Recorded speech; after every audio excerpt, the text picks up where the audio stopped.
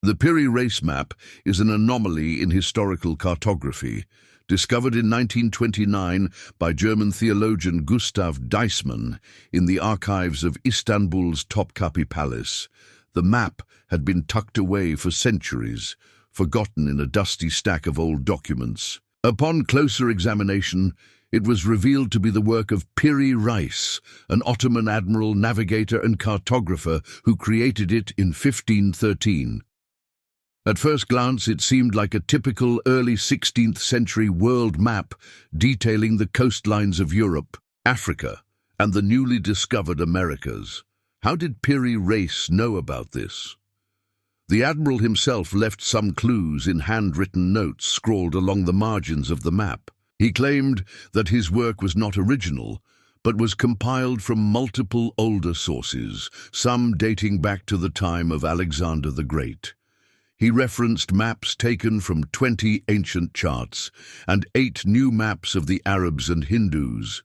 If true, this would mean that Piri Reis had access to knowledge passed down from far older civilizations, perhaps ones with seafaring capabilities far beyond what we previously believed.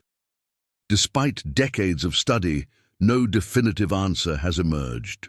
Did Piri Reis unknowingly preserve the last echoes of a lost civilization? Or is this simply a case of cartographic error, a trick of distorted geography that only appears mysterious in hindsight? Whatever the truth, the Piri Reis map remains one of history's most enduring puzzles, a document that continues to challenge everything we thought we knew about the past. But the Piri Reis map is not the only ancient mystery that challenges what we thought we knew about history. Antarctica wasn't officially discovered until 1820, more than 300 years after the map was made. Even more puzzling, the landmass is depicted not as the frozen wasteland we know today, but with detailed coastlines and topographical features, as if it had been mapped when it was free of ice. Modern geological studies suggest that Antarctica may have been ice-free more than 6,000 years ago, long before any known civilization was capable of such precise cartography. How did Piri Reis know about this? The admiral himself left some clues in handwritten notes scrawled along the margins of the map. If true, this would mean that Piri Reis had access to knowledge passed down from far older civilizations.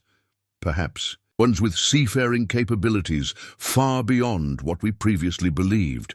Some theorists argue that the Piri Reis map is evidence of an advanced, lost civilization, one that mapped the world in astonishing detail long before recorded history.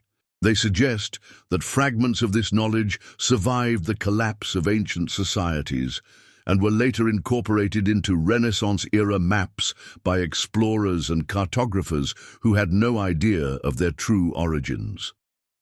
This theory is supported by the fact that other medieval and Renaissance maps, such as the Orontius Phineas map and the Zeno map, also depict land masses resembling Antarctica with surprising accuracy. Others believe that the map has been misinterpreted.